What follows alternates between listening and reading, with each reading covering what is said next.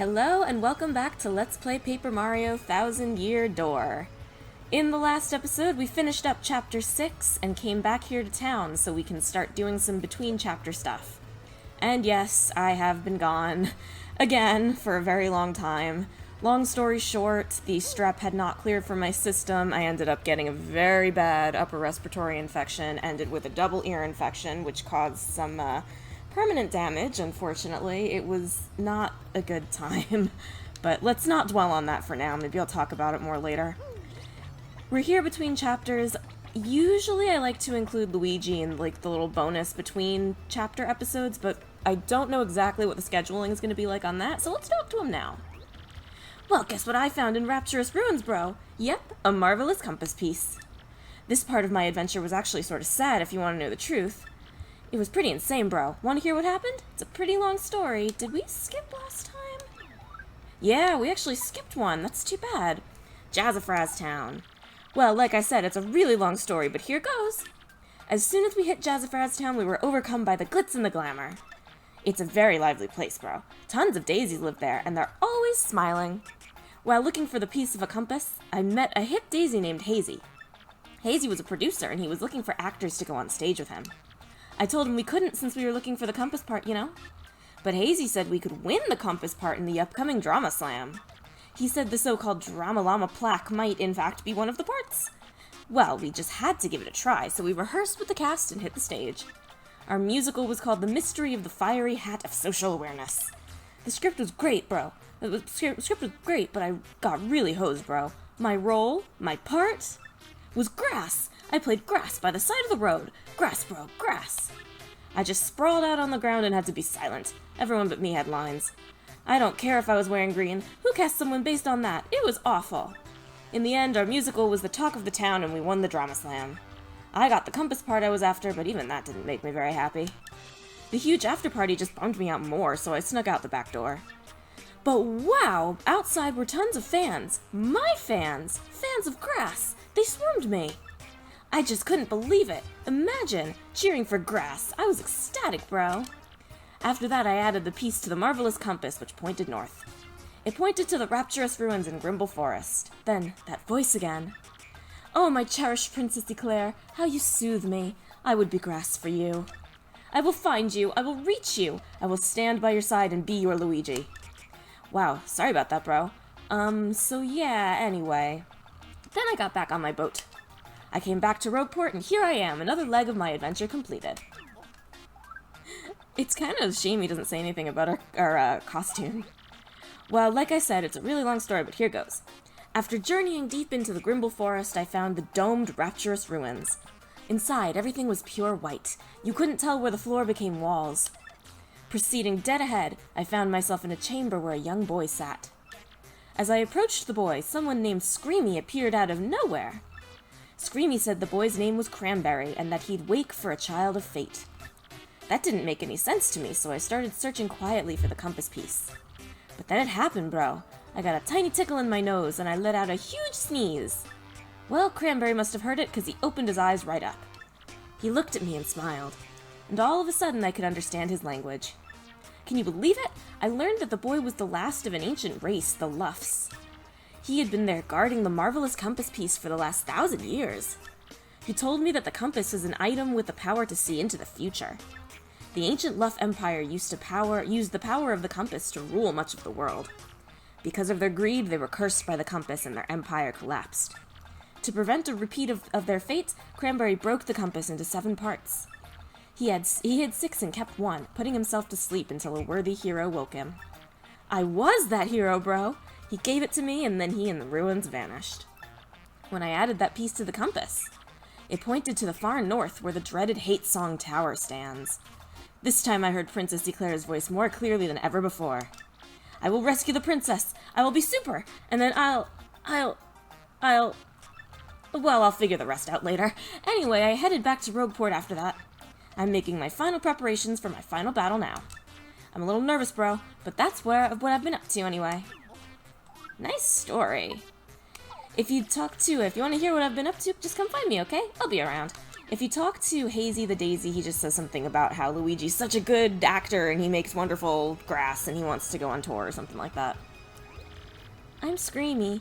I wonder what future is plotted for us by he who holds the compass. For I must deliver something. I wonder what he wants to deliver. Or maybe it's just a letter. That's Luigi's pal, Screamy. Screamy creeps me out. I've never seen anyone like that. Where's he from? Come on, Goombella. We met a ghost on the train and he was cool. Anyway, let's commence to side questing. First things first, did I? Yes, I did fill up on fresh pasta. We have a lot of cooking to do. So let's go do it. The flowers have changed here. I can't remember if that happened last time or not. I'm still trying to remember a little bit of what we were doing. Fortunately, we're right between chapters, so there's not all that much I have to remember. But, you know. How many coins do I have? Plenty. Castaways return from the cursed island of Keelhaul Key with treasure. That didn't change since that last chapter? Weird. Oh, okay. Do I have any space? I have one space. What do you got for us, Charlie? What do we have? An earthquake, and that's his only item, which means this is his last item. Ooh, you've got yourself some expensive tastes, my man. The surprisingly low price for this earthquake is only 18 coins. Wanna buy it? Hey, yo, thanks very much. Getting an item like this at that price, what a deal. Hey, and thanks to you, I've sold out of everything. You're the king of shoppers. That actually will be useful coming up in the next chapter. Oh, it's the Super Luigi book. Part 3. Let's buy it. Have we been reading those? I think I read the first one. Did we read the second one? I don't think we did. It's a little warm, Luigi muttered, the sweat dripping from his brow as he followed the compass up Rumblebump Volcano's side. Must find the secret grotto. While Luigi had guts to spare, he did need a guide, and he found one in Bluey, a blooper he met in town. Brave Bluey joined Luigi and instantly proved to be invaluable. With his aid, Luigi bested a savage statue that protected the treasure. That treasure was none other than a piece of the marvelous compass, a piece that pointed west to Plump Belly Village. The second Luigi saw Plump Belly Village, he knew something was amiss. All was woe, and Luigi soon learned the reason why from the mayor. The town was at the mercy of a sinister serpent who demanded sacrificial lasses. Burning with indignation, Luigi formed a team of liberators. A fierce Bob-omb warrior named Jerry joined his crew and chose, not surprisingly, to stick with Luigi for the duration of his quest for Eclair. Fortified by his allies, Luigi strode on into the lair of the beast, a foul two-headed snake. No time to think. Luigi sprang forth. Twin heads snapped at his heels, fangs dripping with venom. Then, as one mouth gaped wide to swallow Luigi, the other crept behind. Our hero sensed the treachery and fainted before leaping. The heads collided and the beast ate itself. The prize? A compass piece. The villagers begged their savior to stay with them, but a grim-faced Luigi pressed bravely onward. To be continued. I see he did not tell the full story for that one. Volume 3, The Voice of a Princess.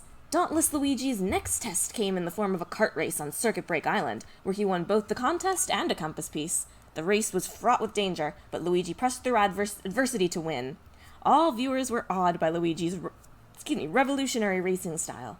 The mechanic who built Luigi's racing machine, a buzzy beetle named Torque, was so stunned by Luigi's race techniques that he joined him. Reinvigorated, Luigi set sail for Jazzafraz Town, where he made his stage debut. Hazy, a noted Daisy producer, gave Luigi a key role. Playing the part of an earth spirit to pure perfection, Luigi stole the show. Hazy's faith in Luigi's natural acting talents was rewarded. The performance won a prize, which yielded another compass piece. Hazy turned from teacher to pupil, joining Luigi on his quest. It was at this time that Luigi's heart, usually draped in the cool comfort of a hero's resolve, began to warm with thoughts of Princess Eclair. This came to be because every time the magic compass pointed to a new place, her gentle words rang in his ear, touching him to his very soul. The voice spoke of eternity, of stars in the heavens. It wept for those blind to love. It gave comfort in the face of fear and loneliness. Though he had never seen her, our hero was tormented by visions of this fair-hearted maiden. All he could do was press onward. The compass pointed to rapturous ruins. Only 2 parts of the compass awaited, and Eclair had one. To be continued. Well, I suppose some of this stuff is too embarrassing for mass publication. Let's see. Ooh, we can't store anything else. I probably should have waited to buy that earthquake. Let's see. Because I am gonna... Oh, you know what? I don't need that omelet meal. can get rid of that. That's a little bit too low for us at this point. Yeah, 5 and 5, that's a little bit not quite what we want. We are going to do some cooking. Let's see. Do I have a mushroom in here? Yes, I have plenty of mushrooms in here. Let's cook. We've got a new cooking ingredient, the fresh pasta. And it is something that's got a lot of different combinations. Whoops. So let's get started, eh? Starting with just the fresh pasta on its own. We get a spaghetti. Spaghetti made by Zesty replenishes 6 HP and 4 FP. Not that good, not worth the money. This stuff is really only good for certain combos and also for filling out your recipes. Remember, we paid 50 coins for each one of these. Oh, I already had a mushroom. Alright, well, let's cook a mushroom and a fresh pasta.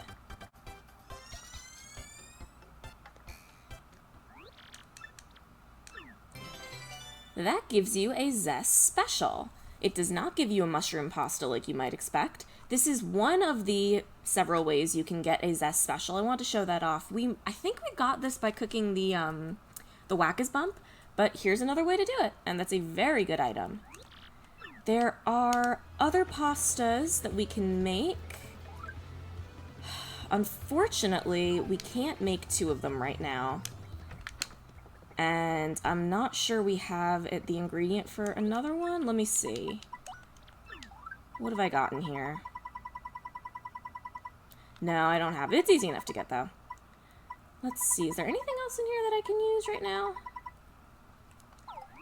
Let's check our recipes. That is going to be... We need jam and jelly for that, which we don't have. Let's see here. I know there's a bunch... Okay, we already did that. There's a bunch of stuff that we're going to need cake mix for. Alright, so we're, pretty much done with cooking for right now, unfortunately. Our inventory is so messed up still. Is there anything in here I can get rid of? I need the couple's cake. That's very important.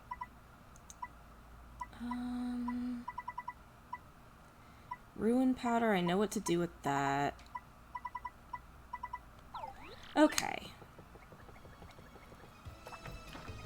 I think it might be time to do something else. Let me see. Is he back? Yes. Okay, Lumpy's back. That means we can spend as much money as we want. So I think what I'm actually going to do is I'm going to go to the Pianta Parlor and I'm just going to buy a bunch of Piantas. And I'm going to get some ingredients that way. You don't have to play the games to get them, you can just buy them. So let's see here. Let's take a look at the prize list. Oh, I probably still have some already. 23, not bad. Let's trade in winnings. Alright, so a cake mix is 6. We got Super Shroom. The refund badge refunds some coins if you use an item in battle. I think we need that. There's a gold bar. We have all these. Super Appeal. Did we buy a refund yet? Let's see. Where we have Super Appeal. I'm not seeing refund. Alright, so in that case, let's buy some Piantas and get that. Let's change for the max. Coins are kind of no object to us right now. In fact, I might actually just completely drain what we've got and do this. We will need them. Well, actually, I don't know if we're going to need that many. Let's see. First of all, let's get refund. Probably not ever going to use this, but, you know, filling out the log. Where did that go? Refund. Yep, there it is. Right there. I mean, I guess I'll show it off. And let's see. How much space do we have right now? If I sell the spaghetti, I will have more. Because I really don't want the spaghetti. I want to buy as many cake mixes as I can because I want to start using up the items I've got in my inventory. And a lot of the cake mix items are not things that I'm actually going to be using. So let's see here. I wonder if the spaghetti's gonna sell for anything, really. Because again, remember, we spent 50 coins on that pasta. Alright, sell the spaghetti. For 30 coins? Recouped a little bit. Do I have any room to store anything? No, okay. The Zest Special is something that I'm going to probably be using. That's going to be a very good healing item, probably even up to the end of the game. Sorry, for my first episode back, there's not a whole lot of action going on. Mostly cooking and reading. But you know what, my voice could use a little bit of a warm-up anyway. Wait, I don't need to do this. Why not? I'll change some more. Maybe I'll go up to 50. Because I'm pretty sure there's going to be another badge in here later that I need anyway, so let's buy as many cake mixes as I can hold. I don't believe there's anything else in here that's particularly useful. Super Shroom, Maple Syrup, you can get those elsewhere. These are all badges you can get in other places, and even the gold bars aren't, you know, it's just money. Let's see, do I have room for this? No, I don't. Okay. Again, checking recipes. What have we already did? We already made the mousse cake. Okay. So we don't need to make that again. Hold on, this might have been bad. Yeah, okay, I knew I had a mushroom in there still. Very good. So let's go cook up some cakes. We're gonna start with a classic, the cake mix with the mushroom. Let's see what that gets us. Cake mix. Mushroom. Shroom cake. 10 HP and 10 FP. Very good early and even kind of mid-game. At this point, that might be... 10 and 10 is actually decent. I think I might keep that. Oh, wait, hold on. Do I have any more cake items in my inventory now? No, I do not. So let's go get another one.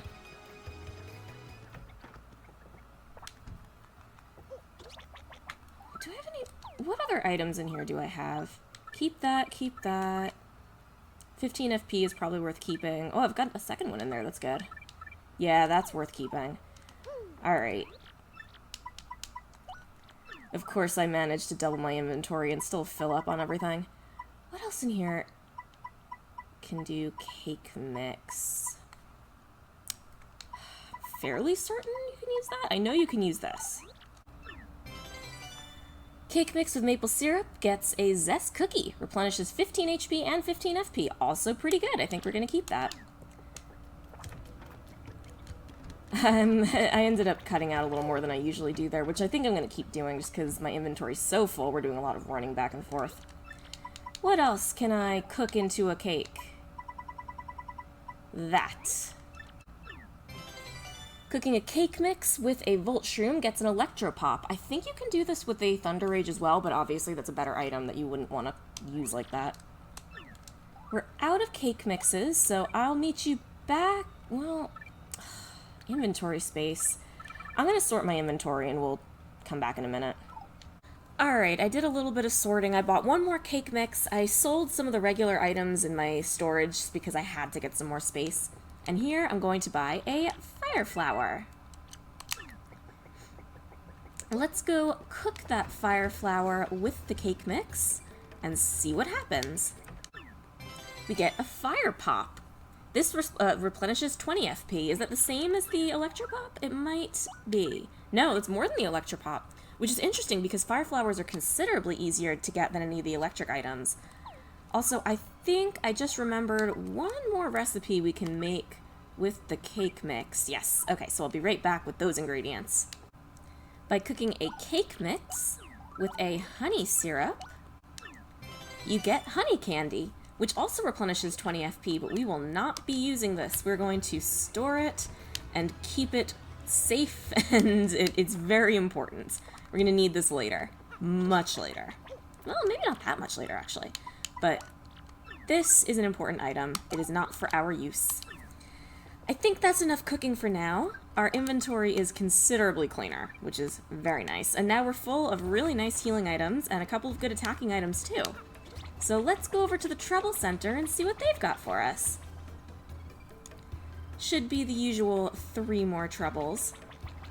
Oh, how's our Shine Sprite count looking? Many. Let's power up. Let's see here. Definitely Goombella next. Her new move is actually really cool.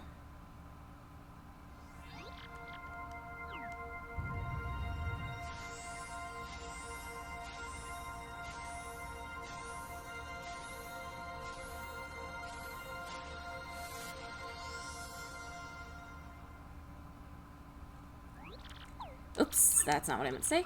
Alright, so let's see. Koops, Flurry, or Ms. Mouse? Ms. Mouse is definitely going to be the last, just because we don't use her in battle all that much. And she already has her Thief move, which is what we use her for. Shell Slam, or I guess Koops. Koops gets a decent attack all on the ground, but we already have a partner who can do an attack all on the ground. It's not a very unique move. It is nice for him to get the extra HP because he has that defense, and it's always nice for a partner to get extra health, extra attack. It's not like powering up a partner is ever going to be bad. Let's look at those moves.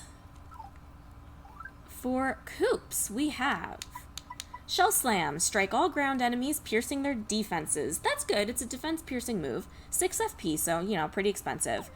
And it's really not all that much better than Stampede. Like I said, it's just not that unique. Speaking of unique, though, Goombella gets Rally Wink for only 4 FP. Wink at Mario to give him the courage for an extra attack. So basically use your partner's turn to give Mario an extra turn, which as a kid, I never thought that was that useful, because like, well, I'm just spending FP and taking a turn that I already had, why not just attack with Goombella?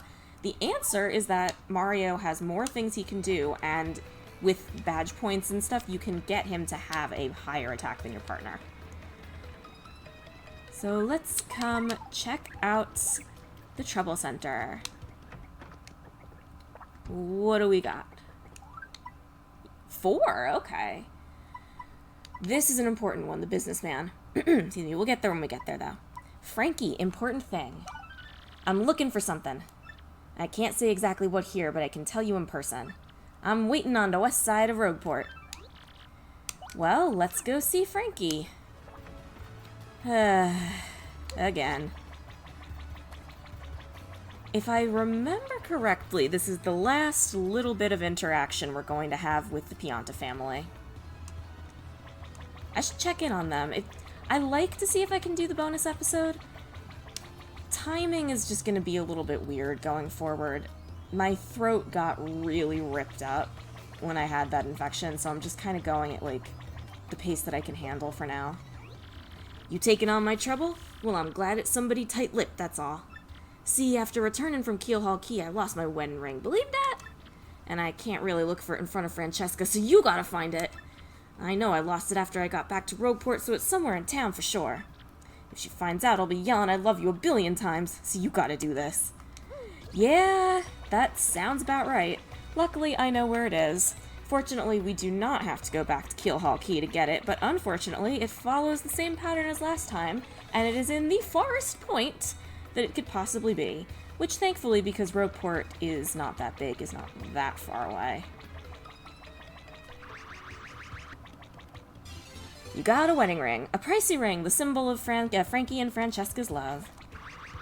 Before we give that back, and before I say goodbye for the episode, let's take care of something that I'm sure you guys have been waiting for a long time, because we see it every time we come through here. And that's this giant chest. Now that we have the spring jump, we can get it. If you're really good, there's a glitch to get it early, I think, but we're not doing that. You got an Ultra Hammer! Hi, it's me again, Toadette. Nice to see you again. Way to find the Ultra Hammer. Now your hammer will be even more powerful. And you can also use a new hammer technique. Let's practice it right away. It's just like with the Super Hammer, so no prob. Hold down B and rotate the stick until your body gets twisty. Then release B to use your Ultra Hammer. Remember to twist a lot before releasing B, okay? So it is exactly like the Super Hammer, and I don't know why they make us practice, but they do, so there we go. Way to go! You got it! Want to try again? Now we got it. Alright, you've mastered the Ultra Hammer. Using your Ultra Hammer, you can even break blocks made out of stuff like this. And you can use the Ultra Hammer in battle, too. This is kinda sad. This is the last time I'll get to see you, Mario.